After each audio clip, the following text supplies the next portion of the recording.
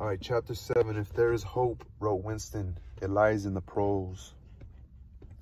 If there was hope, it must lie in the prose, because only there, in those swarming, disregarded masses, 85% of the population of Oceania, could the force to destroy the party ever be generated. 85%, damn. The party could not be overthrown from within. Its enemies, if it had any enemies, had no way of coming together or even of identifying one another. Even if the legendary brotherhood existed, as just possibly it might, it was inconceivable that its members could ever assemble in large numbers than 2s and 3s. Rebellion meant a look in the eyes, an inflection of the voice at the most, and an occasional whispered word. But the pros, if only they could somehow become conscious of their own strength, would have no need to conspire. They needed only to rise up and shake themselves like a horse shaking off flies. If they chose, they could blow the party to pieces tomorrow morning. Surely sooner or later it must occur to them to do it. And yet, he remembered how once he had been walking down a crowded street with a tremendous shout of hundreds of voices. Women's voices had burst from a side street a little way ahead. It was a great formidable cry of anger and despair. A deep, loud oh that was humming on like the reverberation of a bell. His heart had leaped, it started. He had thought a riot, the pros are breaking loose at last. When he had reached the spot, it was to see a mob of 200 or 300 women crowding around the stalls of a street market, with faces as tragic as though they had been the doomed passengers on a sinking ship. But at this, the general despair broke down into a multitude of individual quarrels. It appeared that one of the stalls had been selling tin saucepans. They were wretched, flimsy things, but cooking pots of any kind were always difficult to get. Now the supply had unexpectedly given out. The successful woman, bumped and jostled by the rest, were trying to make off with their saucepans, while dozens of others clamored round the stall, accusing the stall keeper of favoritism and of having more saucepans somewhere in reserve. There was a fresh outburst of yells. 2 bloated women, one of them with their hair coming down, had got hold of the saucepan and were trying to tear it out of one another's hands. For a moment, they were both tugging, and then the handle came off. Winston watched them disgustedly, yet just for a moment. What almost frightening power had sounded in that cry from only a few hundred throats? Why was it that they could never shout like that about anything that mattered? Until they become conscious, they will never rebel, and until after that they have rebelled, they cannot become conscious.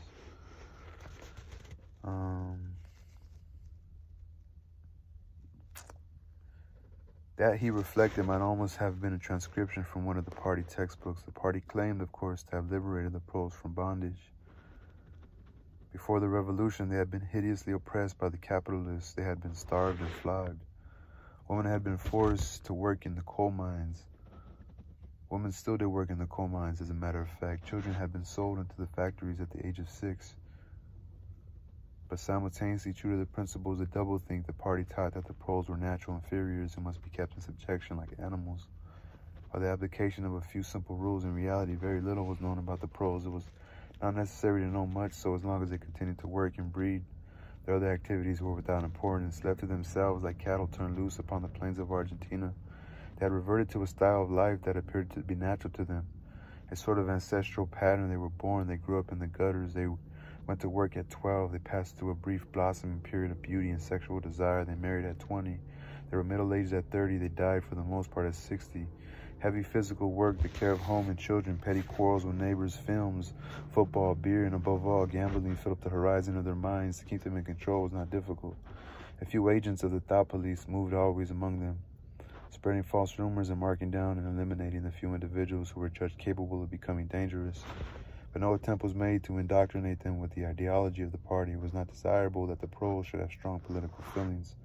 All that was required of them was a primitive patriotism which could be appealed to whenever it was necessary to make them accept longer working hours or shorter rations.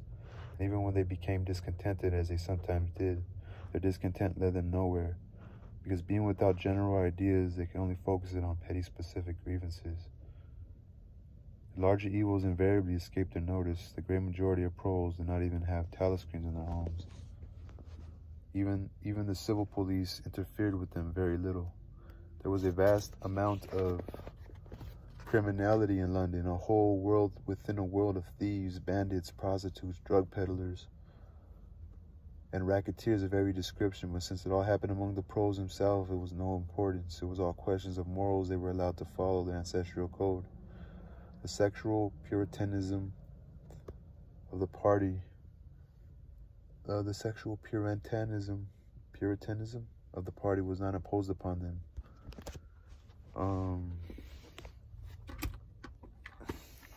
Hold on. Alright. You see me? Promiscuity went unpunished. Divorce was permitted. For that matter, even religious worship would have been permitted if the pros had shown any sign of needing or wanting it. They were beneath suspicion, as the party slogan put it. Pros and animals are free. Winston reached down and cautiously scratched his varicose ulcer. Had begun itching again. The thing you invariably came back to was the impossibility of what life before the revolution had really been like. He took out of the drawer a copy of a children's history textbook which he had borrowed from Mrs. Parsons and began copying a message into the diary. In the old days, it ran, before the glorious revolution, London was not the beautiful city that we know today. It was a dark, dirty, miserable place where hardly anybody had enough to eat, and where hundreds and thousands of poor people had no boots on their feet, not even a roof to sleep under. Children no older than you are had to work 12 hours a day for cruel masters who flogged them with whips if they worked too slowly, and fed them on nothing but stale bread crusts and water. But in among all this terrible poverty, there were just a few great, big, beautiful houses that were lived in by rich men who had as many as 30 servants to look after them. These rich men were called capitalists. They were fat, ugly men with wicked faces like the one in the picture on the opposite page. You can see that he is dressed in a long black coat, which was called a frock coat, and a queer, shiny hat shaped like a stovepipe, which was called a top hat. This was a uniform of the capitalists, and no one else was allowed to wear it. The capitalists owned everything in the world, and everyone else was their slave. They owned all the land, all the houses, all the factories, and all the money. If anyone disobeyed them, they could throw him into prison, or they could take his job away and starve him to death. When any ordinary person spoke to a capitalist, he had to cringe and bow to him and take off his cap and address him as sir. The chief of all the capitalists was called the king. But he knew the rest of the catalog. There would be mention of the bishops in their lawn sleeves, the judges in their ermine robes, the pillory, the stocks, the treadmill, the cat o' nine tails, the Lord Mayor's banquet, and the practice of kissing the Pope's toe. There was also something called the Jus Primae Noctis, which would probably not be mentioned in a textbook for children. It was a law by which every capitalist had the right to sleep with any woman working in one of his factories. How could you tell how much of it was lies? It might be true that the average human being was better off now than he had been before the revolution. The only evidence to the contrary was a mute protest in your own bones, an instinctive feeling that the conditions you lived in were intolerable and that at some other time they must have been different. It struck him that the truly characteristic thing about modern life was not its cruelty and insecurity, but simply its barrenness, its dinginess, its listlessness. Life, if you looked about you, bore no resemblance not only to the lies that streamed out of the telescreens, but even to the ideals that the party was trying to achieve. Great areas of it, even for a party member, were neutral and non-political, as a matter of slogging through dreary jobs, fighting for a place on the tube, darning a worn-out sock, caging a saturine tablet, saving a cigarette end. The ideal set up by the party was something huge, terrible and glittering, a world of steel and concrete, of monstrous machines and terrifying weapons, a nation of warriors and fanatics marching forward in perfect unity, all thinking the same thoughts and shouting the same slogans, perpetually working, fighting, triumphing, persecuting 300 million people, all with the same face. The reality was decaying. Dingy cities where underfed people shuffled to and fro in leaky shoes and patched up 19th century houses that smelled always of cabbage and bad lavatories. He seemed to see a vision of London, vast and ruinous, city of a million dustbins, and mixed up with it was a picture of Mrs. Parsons, a woman with lined face and wispy hair, fiddling helplessly with a blocked waste pipe. He reached down and scratched his ankle again. Day and night, the telescreen bruised your ears with statistics proving that people today had more food, more clothes, better houses, better recreations, that they lived longer, worked shorter hours, were bigger, healthier, stronger, happier, more intelligent, better educated than the people of 50 years ago. Not a word of it could ever be proved or disproved. The party claimed, for example, that today 40% of adult pros were literate. Before the revolution, it was said the number had only been 15%. The party claimed that the infant mortality rate was now only 160 per thousand, where before the revolution had been 300, and so went on. It was like a single equation with two unknowns. It might very well be that literally every word in the history books, even the things that one accepted without question, was pure fantasy.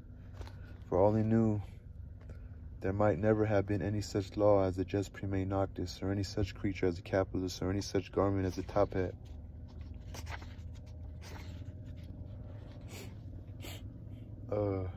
Everything faded into mist. The past was erased. The erasure was forgotten. The lie became truth. Just once in his life he had possessed after the event. That was what counted, concrete, unmistakable evidence of an act of falsification. He had held it between his fingers for as long as 30 seconds. In 1973, it must have been. At any rate, it was at about the time when he and Catherine had parted. But the really relevant date was 7 or 8 years earlier. The story really began in the middle 60s, the period of the Great Purges in which the original leaders of the revolution were wiped out once and for all. By 1970, none of them was left, except Big Brother himself. All the rest had by that time been exposed as traitors and counter-revolutionaries. Goldstein had fled and was hiding. No one knew where, and of the others, a few had simply disappeared while the majority had been executed after spectacular public trials at which they made confession of their crimes. Among the last survivors were 3 men named Jones, Aronson, and Rutherford. It must have been in 1965 that these 3 had been arrested, as often had they had vanished for a year or more, so that one did not know whether they were alive or dead, and then had suddenly been brought forth to incriminate themselves in the usual way. They had confessed to intelligence with the enemy. At that date, too, the enemy was Eurasia. Embezzlement of public funds, the murder of various trusted party members, intrigues against the leadership of Big Brother, which had started long before the revolution happened, and acts of sabotage causing the death of hundreds of thousands of people. After confessing to these things, they had been pardoned, reinstated in the party, and given posts which were in fact sinecures, but which sounded important. All 3 had written long, abject articles in the Times, analyzing the reasons for their defection and promising to make amends. Sometime after their release, Winston had actually seen all 3 of them in the Chestnut Tree Cafe. He remembered the sort of terrified fascination with which he had watched them out of the corner of his eye. They were men far older than himself, relics of the ancient world. Almost the last great figures left over from the heroic early days of the party. The glamour of the underground struggle and the Civil War still faintly clung to them. He had the feeling, though, already at that time, facts and dates were growing blurry, that he had known their names years earlier, that he had known that of Big Brother, but also they were outlaws, enemies, untouchables, doomed with absolute certainty to extinction within a year or two. No one who had once fallen into the hands of the thought police ever escaped in the end. They were corpses waiting to be sent back to the grave. There was no one at any of the tables nearest to them. It was not wise even to be seen in the neighborhood of such people. They were sitting in silence before glasses of the gin flavored with cloves, which was a specialty of the cafe. Of the 3, it was Rutherford whose appearance had most impressed Winston. Rutherford had once been a famous caricaturist whose brutal cartoons had helped to inflame popular opinion before and during the revolution. Even now, at long intervals, his cartoons were appearing in the Times. They were simply an imitation of his earlier manner, and curiously lifeless and unconvincing. Always they were a rehashing of the ancient themes: slum tenements, starving children, street battles, capitalists in top hats. Even on the barricades, the capitalists still seemed to cling to the top hats, an endless, hopeless effort to get back into the past. He was a monstrous man with a mane of greasy gray hair, his face pouched and seamed with protuberant lips. At one time he must have been immensely strong. Now his great body was sagging, sloping, bulging, falling away in every direction. He seemed to be breaking up before one's eyes like a mountain crumbling. It was a lonely hour of 15. Winston could not now remember how he had come to be in the cafe at such a time. The place was almost empty. A tiny music was trickling from the telescreens. The 3 men sat in their corner, almost motionless, never speaking, uncommanded. The waiter brought fresh glasses of gin. There was a chessboard on the table beside them with the pieces set out, but no game started. And then for perhaps half a minute in all, something happened to the telescreens. The tune that they were playing changed, and the tone of the music changed too. There came into it, but it was something hard to describe. It was a peculiar, cracked, braying, jeering note. In his mind, Winston called it a yellow note. And then a voice from the telescreen was singing, "Under the spreading chestnut tree, I sold you and you sold me. There lie they and here lie we, under the spreading chestnut tree." The 3 men never stirred, but when Winston glanced again at Rutherford's ruinous face, he saw that his eyes were full of tears. And for the first time he noticed with a kind of inward shudder, yet not knowing at what he shuddered, that both Aronson and Rutherford had broken noses. A little later, all 3 were rearrested. It appeared that they had engaged in fresh conspiracies from the very moment of the release. At their second trial, they confessed to all their old crimes over again. With a whole string of new ones, they were executed, and their fate was recorded in the party histories, a warning of posterity. About 5 years after this, in 1973, Winston was unrolling a wad of documents, which had just flopped out of the pneumatic tube onto his desk when he came on a fragment of paper which had evidently been slipped in among the others and then forgotten. The instant he had flattened it out, he saw its significance. It was a half-page torn out of the Times of about 10 years earlier, and it contained a photograph of the delegates at some party function in New York. Prominent in the middle of the group were Jones, Aronson, and Rutherford. There was no mistaking them. In any case, their names were in the caption at the bottom. The point was that at both trials, all three men had confessed that on that date they had been on Eurasian soil. They had flown from a secret airfield in Canada to a rendezvous somewhere in Siberia and had conferred with members of the Eurasian General Staff to whom they had betrayed important military secrets. The day had stuck in Winston's memory because it chanced to be Midsummer Day, but the whole story must be on record in countless other places as well. There was only one possible conclusion: the confessions were lies. Of course, this was not in itself a discovery. Even at that time, Winston had not imagined that the people who were wiped out in the purges had actually committed the crimes that they were accused of. But this was concrete evidence. It was a fragment of the abolished past, like a fossil bone, which turns up in the wrong stratum and destroys a geological theory. It was enough to blow the party to atoms if in some way it could have been published to the world and its significance made known. He had gone straight on working as soon as he saw what the photograph was and what it meant. He had covered it up with another sheet of paper. Luckily, when he unrolled it, it had been upside down from the point of view of the telescreen. He took his scribbling pad on his knee and pushed back his chair as to get as far away from the telescreen as possible. To keep your face expressionless was not difficult, and even your breathing could be controlled with an effort, but you cannot control the beating of your heart, and the telescreen was quite delicate enough to pick it up. He left what he judged to be 10 minutes ago by.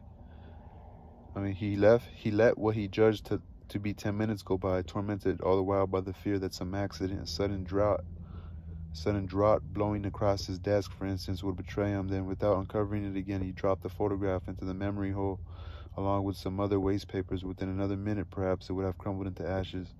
That was 10, 11 years ago. Today, probably, he would have kept that photograph. It was curious that the fact of having held it in his fingers seemed to him to make a difference. Even now, when the photograph itself, as well as the event it recorded, was only a memory, was the party's hold upon the past less strong, he wondered, because a piece of evidence which existed no longer had once existed? But today, supposing that it could be somehow resurrected from his ashes, the photograph might not even be evidence. Already at the time when he made his discovery, Oceania was no longer at war with Eurasia, and it must have been to the agents of Eurasia that the three dead men had betrayed their country. Since then, there had been other changes, 2, 3, he cannot remember how many. Very likely the confessions had been rewritten until the original facts and dates no longer had the smallest significance. The past not only changed, but changed continuously. What most afflicted him with the sense of nightmare was that he had never clearly understood why the huge imposture was undertaken. The immediate advantages of falsifying the past were obvious, but the ultimate motive was mysterious. He took up his pen again and wrote, "I understand how, I do not understand why." He wondered, as he had many times wondered before, whether he himself was a lunatic. Perhaps a lunatic was simply a minority of one. At one time it had been a sign of madness to believe that the earth goes around the sun. Today, to believe that the past is unalterable.